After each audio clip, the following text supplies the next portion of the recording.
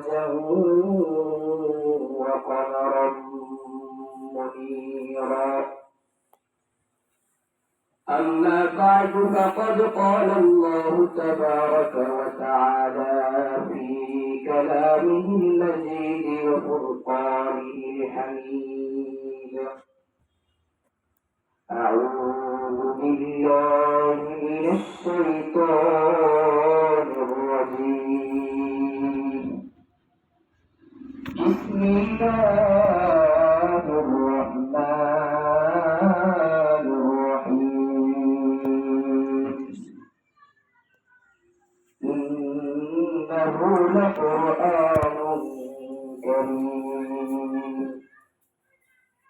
وقال رسول الله صلى الله عليه وسلم: خيركم من تعلم القرآن وعلمه. وقال رسول الله صلى الله عليه وسلم: إن الله يرفع بهذا الكتاب أقواما ويضع به آخرين، أو كما قال النبي عليه الصلاة والسلام. سبحانك لا علم لنا إلا ما علمتنا إنك أنت العليم الحكيم. وقال تعالى في شأن حبيبه: إن الله وملائكته يصلون على النبي يا أيها الذين آمنوا صلوا عليه وسلموا تسليما. اللهم صل على سيدنا مولانا محمد وعلى آل سيدنا مولانا محمد. اللهم صل على سيدنا مولانا محمد وعلى آل سيدنا مولانا محمد. بلغ العلا بكماله كشف الدجى بجماله حسنت جميع خصاله صلوا عليه وآله.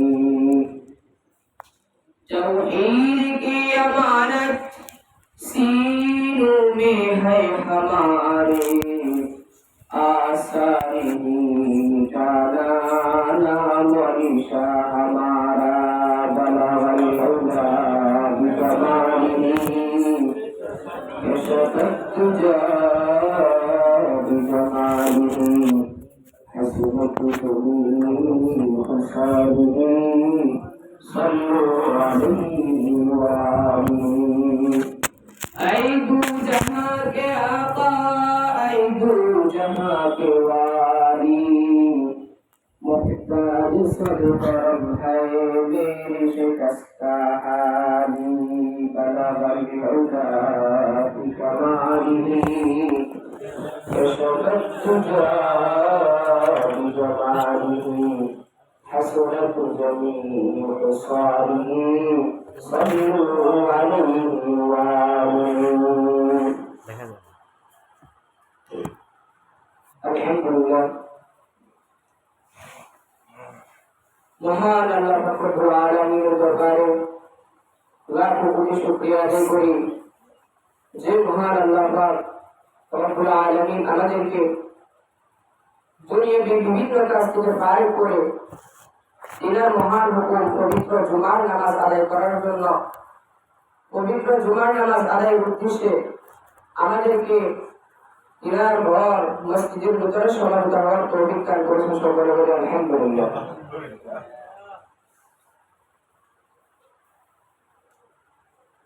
আসলে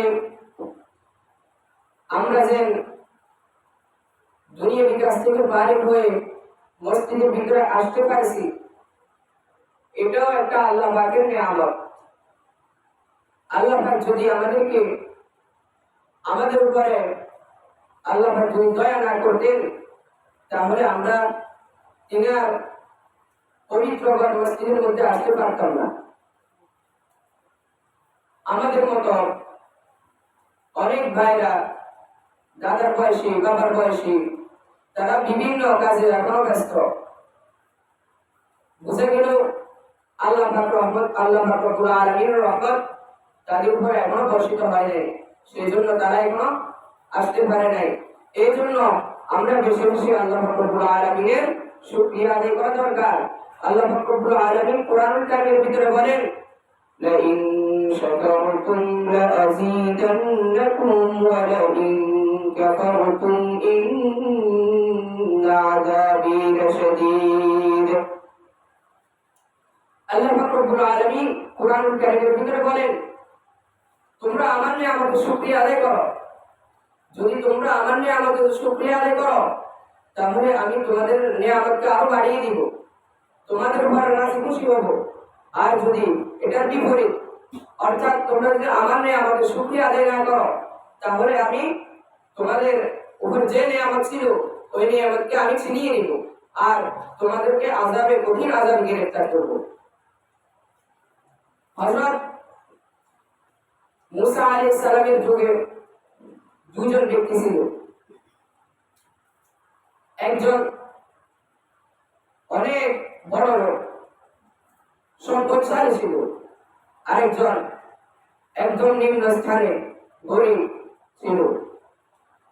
যখন হযরত মুসা আলাইহিস সালাম আল্লাহ পাক রব্বুল আলামিনের দরবারে উপর পাহাড়ে কথা বলতে যাচ্ছিলেন, তখন প্রতিমধ্যে ওই ফসলার সাথে হযরত মুসা আলাইহিস সালামের সাথে সাক্ষাৎ হলো। তখন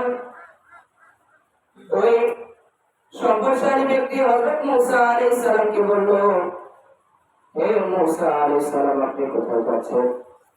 তখন হযরত মুসা আলাইহিস সালাম বললেন, আমি আল্লাহর সাথে কথা বলতে যাচ্ছি। তখন ওই সম্পদশালী ব্যক্তিটা বলল, আল্লাহ পাকের কাছে জিজ্ঞেস করিয়ে, আল্লাহ পাককে জিজ্ঞেস করিয়ে আমি কি করলে আমার ধন সম্পদ কমবে, আমি কি করলে আমার এই মাল দৌলত কমে যাবে? হযরত মুসা আলাইহিস সালাম বলল, আচ্ছা ঠিক আছে, আমি আল্লাহকে জিজ্ঞেস করব। তখন হযরত মুসা আলাইহিস সালাম সামনে অগ্রসর হতে লাগলেন। প্রতিমধ্যে ওই গরিব লোকটার সাথে দেখা হলো। হযরত মুসা আলাইহিস সালামকে জিজ্ঞেস করলেন, হে মুসা, আপনি কোথায় যাচ্ছেন? হযরত মুসা আলাইহিস সালাম বললেন, আমি আল্লাহর সাথে কথা বলতে যাচ্ছি, আল্লাহর সাথে সাক্ষাৎ করতে যাচ্ছি। তখন ওই গরিব লোকটা বলল, আল্লাহ পাকের কাছে জিজ্ঞাসা করবি আমি কি করলে আমার ধন সম্পদ বাড়বে, আমি কি কাজ করলে আমার ধন সম্পদ বৃদ্ধি পাবে? আপনি নিজেও তো চোখে দেখতে পাচ্ছেন, আমার গায়ের ভিতরে ছেঁড়া জামা, আমার ঘরের ভিতরে ছেঁড়া একটা লুঙ্গি আছে। তখন হযরত মুসা আলাইহিস সালাম বললেন, ঠিক আছে, আমি আল্লাহ পাকের কাছে জিজ্ঞেস করব, তুমি কিভাবে বড়লোক হতে পারবে? তখন হযরত মুসা আলাইহিস সালাম আল্লাহর দরবারে চলে গেলেন। তখন আল্লাহ পাক রব্বুল আলামিনকে জিজ্ঞেস করলেন, ওই প্রভাবশালী, ওই সম্পদশীল ব্যক্তির কথা জিজ্ঞেস করলেন, হে আল্লাহ, তার সম্পদ বেশি হয়ে গেছে, তার সম্পদ কিভাবে কমবে? আল্লাহ পাক রব্বুল আলামিন হযরত মুসা আলাইহিস সালামকে বললেন, হে মুসা, তুমি তাকে বলে দিও সে যেন ওদের উপরে খাবার খায়। আর আরেকজন ব্যক্তির কথা বললেন যিনি গরিব, তার কথা হযরত মুসা আলাইহিস সালাম আল্লাহ পাক রব্বুল আলামিনের নিকট বললেন। আল্লাহ পাক রব্বুল আলামিন বললেন, তাকে বলে দিও সে যেন আমার শুকরিয়া আদায় করে। তখন হযরত মুসা আলাইহিস সালাম আল্লাহর সাথে কথা বলা শেষ হয়েছে। তখন হযরত মুসা আলাইহিস সালাম চলে আসতেছিলেন, প্রতিমধ্যে সম্পদশালী ব্যক্তির সাথে কথা হলো। ওই সম্পদশালী ব্যক্তি হযরত মুসা আলাইহিস সালামকে জিজ্ঞেস করলেন, হে মুসা আলাইহিস সালাম, আল্লাহর সাথে কি দেখা হয়েছে? আল্লাহ কি আপনাকে আমার ব্যাপারে কিছু বলেছে? তখন হযরত মুসা আলাইহিস সালাম বললেন, হে ব্যক্তি, তুমি ওটের পিঠের উপর খাবার খাও, তাহলে তোমার সম্পদ কমে যাবে, আর তাহলে তোমার সম্পদ কমে যাবে। এই কথা বলে হযরত মুসা আলাইহিস সালাতু ওয়াস সালাম আরো সামনে অগ্রসর হলেন। তখন ওই গরিব লোকটার সাথে দেখা হলো। ওই গরিব লোকটা বলল, হে মুসা, আল্লাহ কি আমার সম্পর্কে আপনার কিছু বলছে? তখন হযরত মুসা আলাইহিস সালাতু ওয়াস সালাম বললেন, তোমাকে আল্লাহ রাব্বুল আলামিনের বেশি শুকরিয়া আদায় করার জন্য বলছে।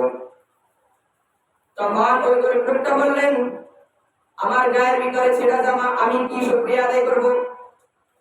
আরো না শুকরিয়া আদায় করতেছে।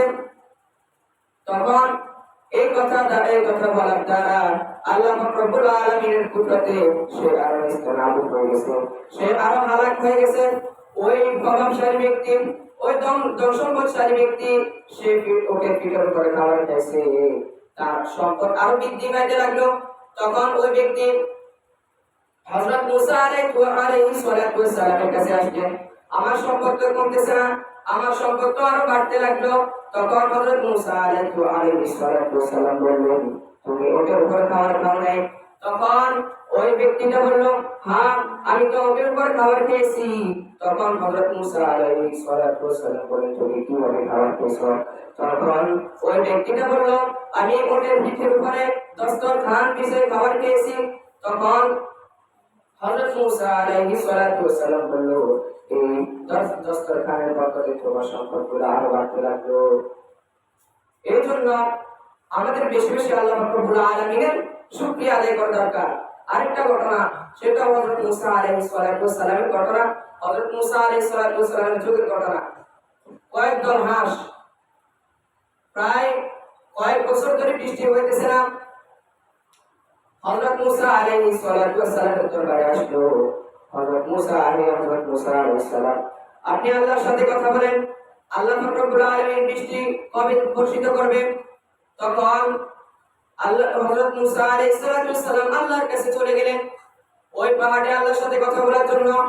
তখন হযরত মুসা আলাইহিস সালাম যখন আল্লাহর সাথে কথা বলল, তখন আল্লাহ রাব্বুল আলামিন বলল, আমি আরো 40 বছর পরে বৃষ্টিপাত করব।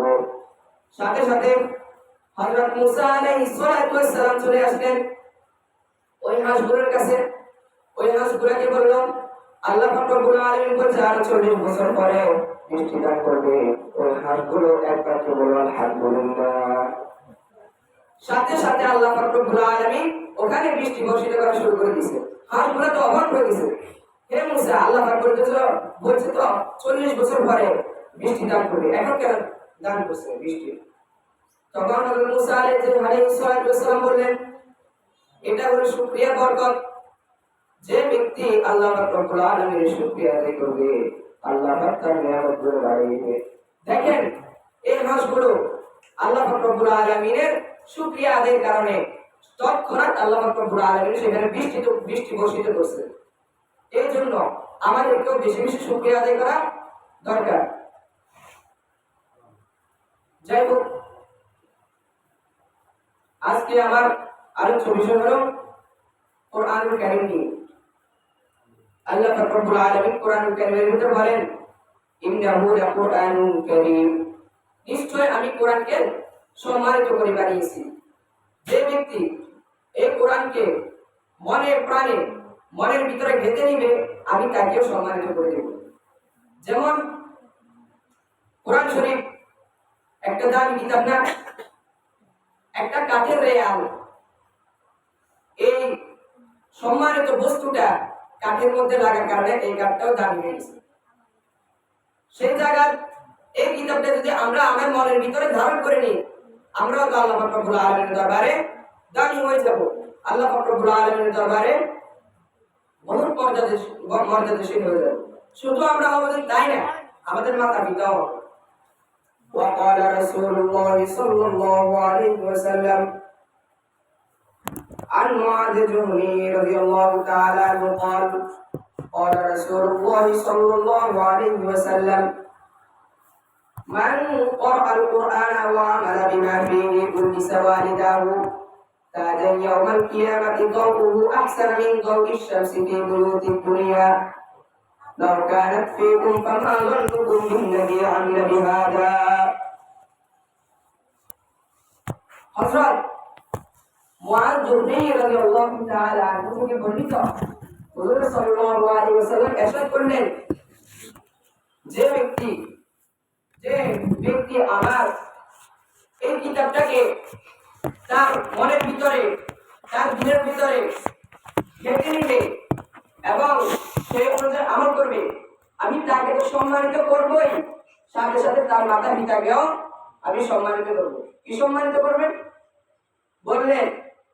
কাল কিয়ামতের ময়দানে ওই হাফেজদের মাকে মা বাবাকে এমন একটা তাজ পরানো হবে, এমন একটা মুকুট পরানো হবে যেটার আলো সূর্যের আলো থেকেও বেশি হবে। আমরা যে এই সূর্যটা দেখছি এটা পৃথিবী থেকে বহু দূরে, আর এই